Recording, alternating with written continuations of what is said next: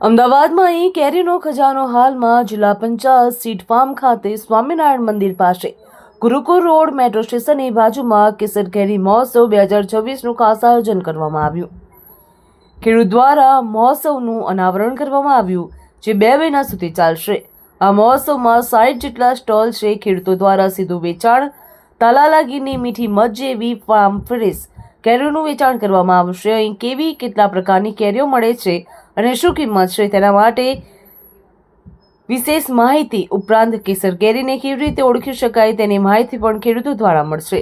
200 ખેડૂતોનો કેસર કેરીના વેપાર અર્થે અમદાવાદ આવ્યા છે, જ્યાં ગુજરાતનું ગૌરવ સમાનને ગીરની કેસર કેરી અમદાવાદ અને બીજા અન્ય શહેરો સુધી પહોંચે એ માટે સરકાર અને ખેડૂતોનો સામૂહિક પ્રયાસ।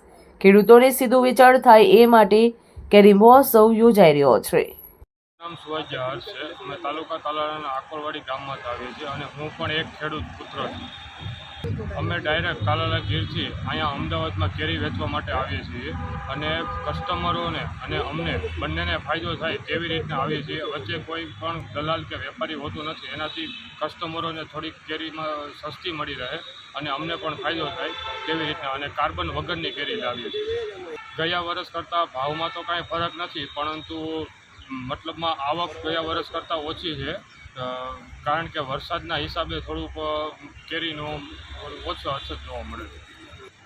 આ કેરી લેવા માટે ગુરુકુલ મેમનગર મેટ્રો સ્ટેશનની નીચે સહકારી મંડળી દ્વારા સંચાલિત અને આ કેરી મહોત્સવ હજી 3 મંથ ચાલવાનો છે, 6ઠ્ઠા મહિનાની એન્ડ સુધી ચાલશે।